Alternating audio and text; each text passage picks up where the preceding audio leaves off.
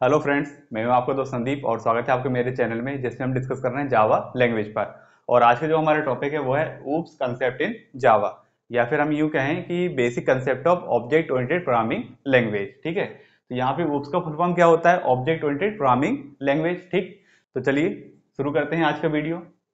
जो पहला कंसेप्ट होता है ऊप्स का वो है क्लासेस एंड ऑब्जेक्ट। सबसे ज्यादा आईएमपी कंसेप्ट यही है, क्लास एंड ऑब्जेक्ट, क्योंकि यहाँ पे इसका फुल फॉर्म ही क्या है? Object oriented programming language. तो यहाँ पे ओ फॉर ऑब्जेक्ट जो है उसी से यहाँ पे शुरुआत होती है उस कंसेप्ट की। और सबसे पहले आपको यही जो दो टर्म है, क्लास और ऑब्जेक्ट, इन्हीं को समझना रहता है और इसके बेस पर ही आप सारा उस कंसेप्ट यहाँ पे समझ सकते हैं। तो सबसे पहले हम समझ रहे हैं यहाँ पे क्लास एंड ऑब्जेक्ट के बारे में। तो देखिए, अब यहाँ पे पहले हम एग्जाम्पल देख लेते हैं, उसके बाद इसकी डेफिनेशन देखेंगे। तो जैसे मान लीजिए हम किसी हॉस्पिटल का एग्जांपल लेते हैं और हॉस्पिटल में क्या होते हैं? पेशेंट्स होते हैं। ठीक है, तो यहां पर हमने लिखा पेशेंट। अभी जो पेशेंट है ये एक्चुअल में क्या है? क्लास है। क्यों है क्लास? क्योंकि पेशेंट यहाँ पे बहुत सारे हो सकते हैं। ठीक है, तो यहाँ पर हमने एक कैटेगरी बना दी है, उस कैटेगरी को क्या बोला जाएगा? क्लास बोला जाएगा। और ये किस चीज की कैटेगरी है? पेशेंट्स की कैटेगरी है। मतलब हम यहाँ पे सिर्फ किसके बारे में बात करेंगे? पेशेंट के बारे में बात करेंगे। तो ये क्या है? एक क्लास है। ठीक है, और जो भी यहाँ पे क्लास बनती है वो क्या होती है? लॉजिकल एंटिटी होती है। क्लास क्या है यहाँ पे? लॉजिकल एंटिटी है। लॉजिकल एंटिटी का मतलब होता है कि ये एक्चुअल में एग्जिस्ट नहीं करेगी। यदि आप पेशेंट यहाँ पे देखोगे तो पेशेंट एक्चुअल में एग्जिस्ट नहीं करता है। पेशेंट के बाद पेशेंट है तब यहाँ पे जो क्लास बनती है उनके दो पैरामीटर यहाँ पे काम करते हैं। तो पेशेंट पे यहाँ पे क्या क्या काम करेगा? एक काम करेगा एट्रीब्यूट,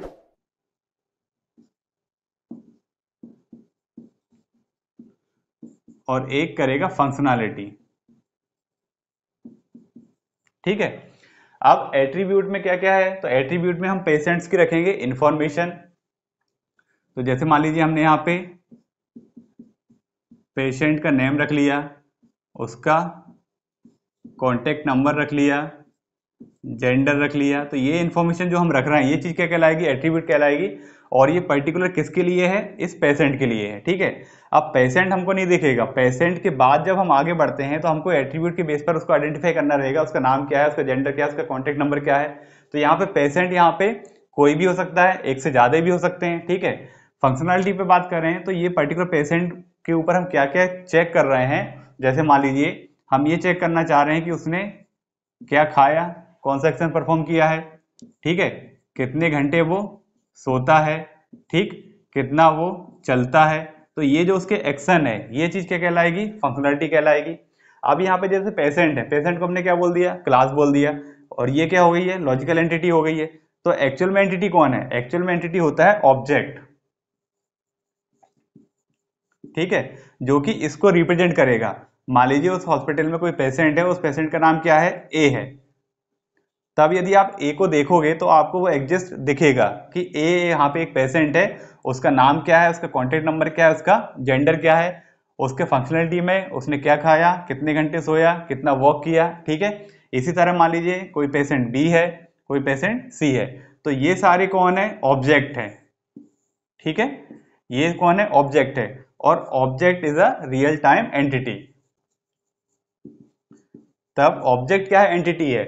और क्लास क्या है? लॉजिकल एंटिटी है। ठीक है, तो इस तरह से यहाँ पे ऑब्जेक्ट और क्लास का रिलेशन होता है। इसका दूसरा एग्जांपल देखते हैं। जैसे कि मान लीजिए मैंने एक और क्लास बनाई और इस बार क्लास बनाई हमने बाइक की। ठीक है, तो बाइक यहाँ पे क्या है? लॉजिकल एंटिटी है, क्योंकि बाइक आपको नहीं दिखाई देती है। बाइक के बाद बाइक किस कंपनी की है, उसका कौन सा मॉडल है, आपको एक्चुअल में वो दिखाई देगा। ठीक है, तो क्लासेस में क्या हो गया? बाइक हो गया। और यदि हम यहाँ पे ऑब्जेक्ट के बारे में बात करें तो किस किस कंपनी की बाइक्स हमको मिल सकती है, हम वो यहाँ पे लिख सकते हैं। तो जैसे टीवीएस हुआ, हीरो हुआ, होंडा हुआ, या फिर यामा हुआ। ठीक है, तो ये सारी चीजें क्या कहलाएगी? ऑब्जेक्ट कहलाएगी, क्योंकि किसको रिप्रेजेंट कर रही है? बाइक को यहाँ पे रिप्रेजेंट कर रही है। यदि इसी एग्जांपल को और आगे बढ़ाया जाए तो हो सकता है आप क्लास के लिए टीवीएस को या हीरो को मान लें।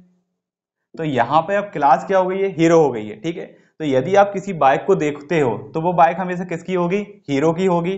तब यहाँ पे ऑब्जेक्ट में क्या आएगा, इसके मॉडल्स आएंगे, जैसे कि मान लीजिए पैशन है या फिर स्प्लेंडर है, ठीक, या और दूसरी भी बाइक्स हैं। तो ये क्या कहलाएंगे, इसके ऑब्जेक्ट्स कहलाएंगे, ठीक है। तब यहाँ पे जो ऑब्जेक्ट्स होते हैं उन्हीं के पास क्या होती है, स्टेट होती है और बिहेवियर होता है, ठीक है। लेकिन क्लास के पास नहीं होता है। क्लास के पास क्या होता है, कैटेगरी होती है कि उसके जो ऑब्जेक्ट्स है वो किसको बिलोंग करेंगे, ठीक है। और यहाँ पे जो ऑब्जेक्ट्स होते हैं वो किसको रिप्रेजेंट करते हैं, हमेशा क्लास को रिप्रेजेंट करते हैं, ठीक है। जैसे यहाँ पे पेशेंट है, तो यहाँ पे यदि हम ऑब्जेक्ट बनाएंगे तो वो किसको रिप्रेजेंट कर रहे हैं, पेशेंट को। ये एबीसी तीनों क्या है, यहाँ पे पेशेंट है। यदि हम यहाँ पे क्लास ले रहे हैं बाइक, तो उसके ऑब्जेक्ट इसको रिप्रेजेंट करेंगे, ठीक है। तो यहाँ पे यदि आप कोई सी भी कंपनी उठाते हो तो वो किसकी कंपनी है, बाइक की कंपनी है। यहाँ पे जैसे क्लास हमने लिया हीरो, तो अब यहाँ पे जो ऑब्जेक्ट्स आप लोगे तो वो सारे किसको रिप्रेजेंट करेंगे, हीरो बाइक को ही रिप्रेजेंट करेंगे, ठीक है। तो ये रिलेशन होता है क्लास एंड ऑब्जेक्ट्स का। अब इसकी डेफिनेशन समझते हैं। देखिए क्लास का पहला पॉइंट क्या है, a class is a blueprint for creating object. Object को क्रिएट करने के लिए क्लास क्या होता है, एक ब्लूप्रिंट होता है। ब्लूप्रिंट का मतलब होता है कि इसमें पूरा स्ट्रक्चर होता है कि ऑब्जेक्ट के पास क्या क्या हो सकता है। Second thing, A class is a group of objects which have common properties. अब जो क्लास क्या है, ऑब्जेक्ट्स का ग्रुप है और इन ऑब्जेक्ट्स के पास क्या होती है, कॉमन प्रॉपर्टीज होती हैं। जैसे अभी हमने यहाँ पे एक एग्जांपल लिया कि क्लास क्या है, हमारे पास पेशेंट है, ठीक है। अब मान लीजिए क्लास पेशेंट है, तो यहाँ पे पेशेंट क्या है, ए है, बी है और सी है। तो ये सब क्या है, इसके ऑब्जेक्ट्स हो गए, ठीक है। अब यहाँ पे पेशेंट का यदि हम आगे हमने देखा था कि यहाँ पे इसका एट्रीब्यूट देखे थे, और एट्रीब्यूट में क्या क्या देखा हमने, जैसे मान लीजिए नेम देखा, ठीक है, कॉन्टेक्ट नंबर देखा और जेंडर देखा। तो हर एक पेशेंट के पास ये तीन प्रॉपर्टी होगी, ठीक है, जिनको एट्रीब्यूट भी हम बोल रहे हैं। एक का भी हमारे पास नाम होगा, उसका कॉन्टेक्ट नंबर, उसका जेंडर होगा, इसी तरह बी के लिए भी होगा, इसी तरह सी के लिए भी होगा। तो जो ऑब्जेक्ट्स होते हैं उनके पास क्या होता है, कॉमन प्रॉपर्टीज यहाँ पे होती है। Third, A class defines the data and code that can be shared by a set of objects, ठीक है।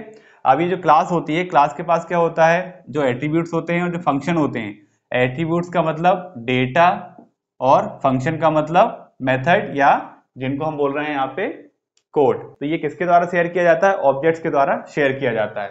तो ये डेफिनेशन किसकी है, क्लास की। ऑब्जेक्ट के बारे में देखें तो यहाँ पे क्या लिखा हुआ है, an entity that has state and behaviour. Actual में जो इन्फॉर्मेशन होती है वो किसके पास होती है, ऑब्जेक्ट्स के पास होती है, जिनके ऊपर उन इन्फॉर्मेशन को अप्लाई किया जाता है। जैसे यदि हम यहाँ पे नेम देखें, कॉन्टेक्ट नंबर देखें और जेंडर देखें, तो वो एक्चुअल में किसके पास है, ऑब्जेक्ट के पास है, ठीक है, ना कि पेशेंट के पास है। पेशेंट तो क्या है, हो गया यहाँ पे क्लास हो गया, और इसके अंदर कौन है, ऑब्जेक्ट है जो इसको रिप्रेजेंट कर रहे हैं। तो यहाँ पे जो इन्फॉर्मेशन होती है, वो जो डेटा होता है वो किस पे अप्लाई होता है, ऑब्जेक्ट्स पर अप्लाई होता है। तो यहाँ पे जो ऑब्जेक्ट्स होते हैं उन्हीं के पास क्या होती है, स्टेट होती है और उनका बिहेवियर होता है, और यही जो एंटिटी होती है वो क्या कहलाता है, ऑब्जेक्ट यहाँ पे कहलाता है।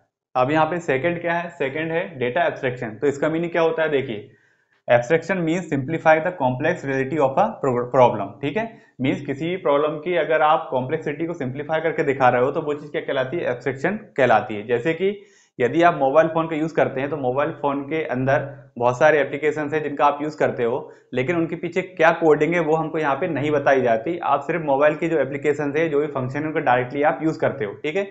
यदि आप किसी मशीन का यूज कर रहे हैं, जैसे बाई चांस यदि आप कार को ही ड्राइव कर रहे हैं, तो ड्राइव करते समय आप उसको स्टार्ट कर रहे हैं या फिर उसको आप ब्रेक लगा रहे हैं या एक्सीलेटर लगा रहे हैं, तो आपको सिर्फ उसका ऊपर का जो ओवरव्यू है वो आपको दिखाई देता है। उसके अंदर कौन सी वायरिंग है, किस तरह की फंक्शनलिटी वहां पे काम कर रही है, वो आपको नहीं दिखाई देती, उसको हाइड कर दिया जाता है।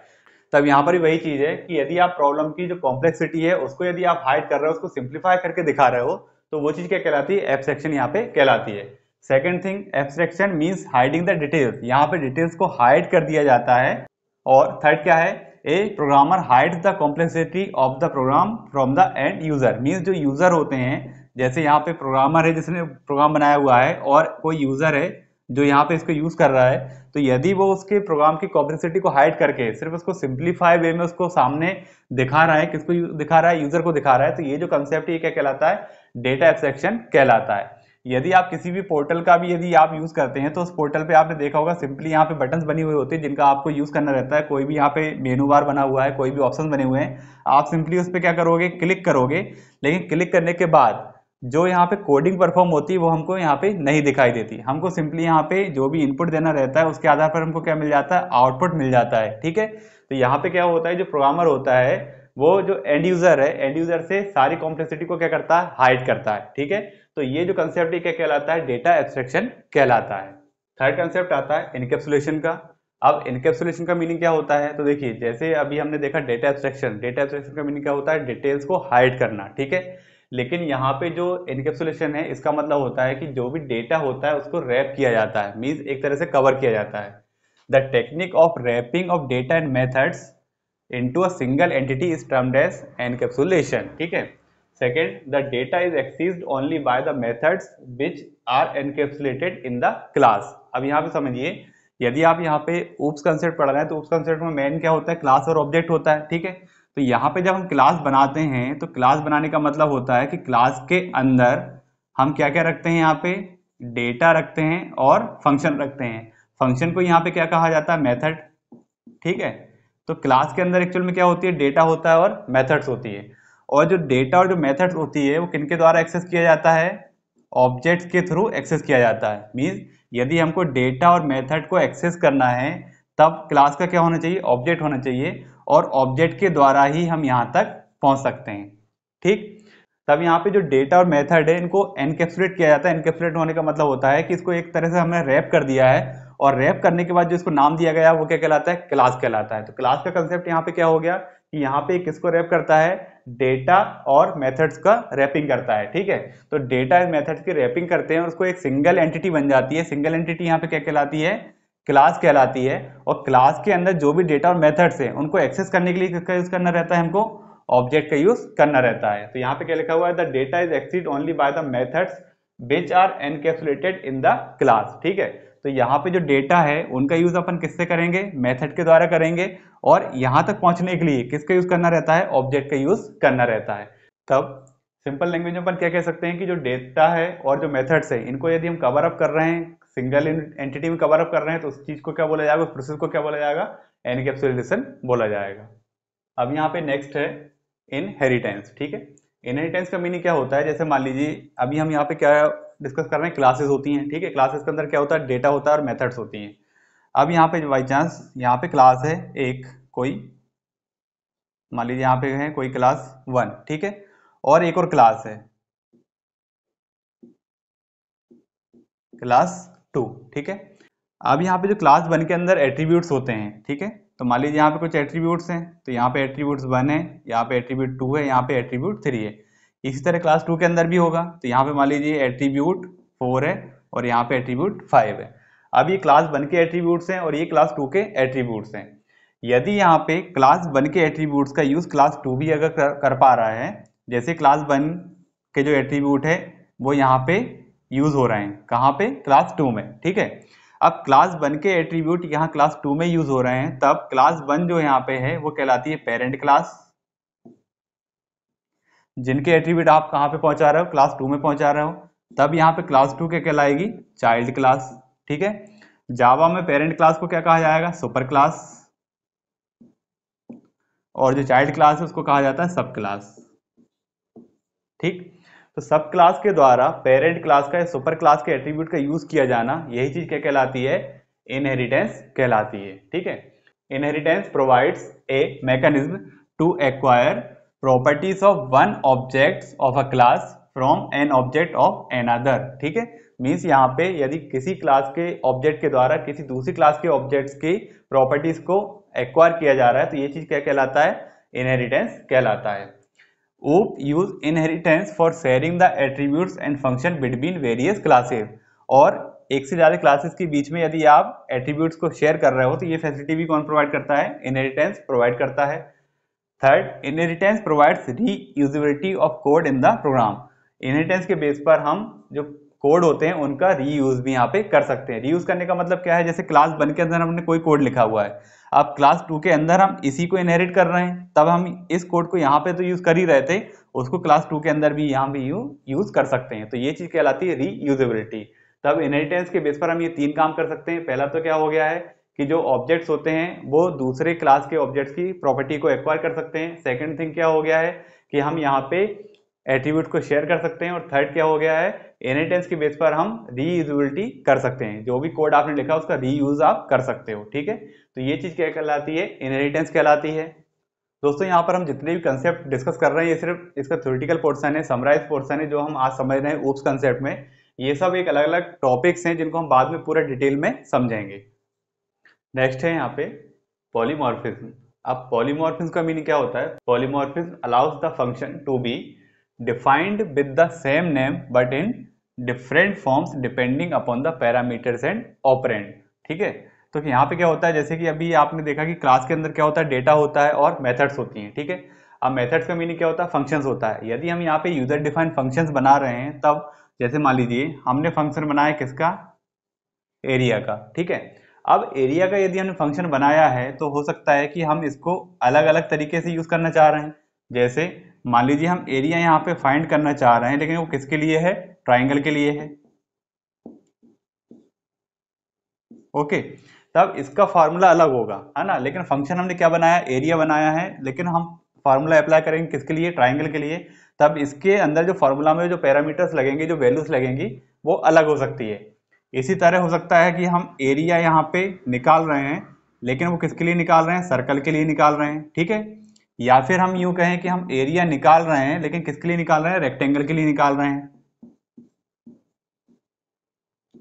ओके, तो यहाँ पे हर बार जो हमने फंक्शन यूज किया है वो क्या यूज किया है, एरिया यूज किया है। मीन्स सबका जो नाम है, जो नेम है, वो सबका सेम है, लेकिन यहाँ पे पैरामीटर और जो डेटा है, ठीक है, यहाँ पे जैसे लिखा हुआ है different form depending upon the parameters and operand. यहाँ पे जो भी आप पैरामीटर्स लोगे या जो भी इस पर ऑपरेशन परफॉर्म करने वाले हो वो सबके लिए अलग अलग होगा। ठीक है, इसके बेस पर यहाँ पे इसको अलग अलग हम मान लेंगे, डिफरेंट कर लेंगे, लेकिन यहाँ पे नाम सबका क्या रहेगा, सेम रहेगा। और ये कंसेप्ट क्या कहलाता है, पॉलीमॉर्फिज्म कहलाता है। मींस नाम एक ही आप यूज कर रहे हो लेकिन डिफरेंट डिफरेंट फॉर्म में यूज कर रहे हो, तो ये जो कंसेप्ट ये क्या कहलाता है, पॉलीमॉर्फिज्म कहलाता है। अब नेक्स्ट क्या है, डायनेमिक बाइंडिंग। तो देखिए पहले बाइंडिंग का मतलब क्या है, binding is the process to link function call to execute the code. ठीक है, इसका मतलब क्या है कि कोड को एग्जीक्यूट करने के लिए फंक्शन कॉल को लिंक किया जाता है। ठीक है, कोड को एग्जीक्यूट करने के लिए किसको लिंक कर रहे हैं, फंक्शन कॉल को लिंक कर रहे हैं, तो ये जो लिंकिंग प्रोसेस है यही क्या कहलाती है, बाइंडिंग कहलाती है। अब बाइंडिंग के यहाँ पे दो प्रकार है, पहला क्या है स्टैटिक बाइंडिंग और दूसरा क्या है डायनेमिक बाइंडिंग। स्टैटिक का मतलब होता है कि जब कंपाइल टाइम पे फंक्शन कॉल को लिंक किया जाता है कोड को एग्जीक्यूट करने के लिए, और ये कब हो रहा है, कंपाइलेशन के टाइम पर हो रहा है, तो ये चीज क्या कहलाएगी, स्टैटिक कहलाएगी। जावा किसको सपोर्ट करता है, साथ में डायनेमिक बाइंडिंग को भी सपोर्ट करता है। अब इसका मीनिंग क्या है, Java support the process of dynamic binding that select the appropriate method at run time on the basis of the objects of the class. Means class का ऑब्जेक्ट किस तरह का है और उसको उस समय कौन सी मेथड चाहिए, तो वहां पर जो बाइंडिंग होती है, रन टाइम पे जो बाइंडिंग होती है, उसको हम क्या बोलेंगे, डायनेमिक बाइंडिंग बोलेंगे। ठीक है, तो ये कौन सपोर्ट करता है, जावा यहाँ पे सपोर्ट करता है। अब लास्ट क्या है, मैसेज कम्युनिकेशन। इसका मीनिंग क्या है, Java allows message passing that helps communicate between objects. अब इसका मीनिंग क्या होता है कि हम यहाँ पे क्या डिफाइन कर रहे हैं, जैसे मान लीजिए मेथड बना रहे हैं। ठीक है, मेथड के अंदर पास कर रहे हैं हम किसको, वैल्यू को और पैरामीटर को, पास वैल्यू एंड पैरामीटर।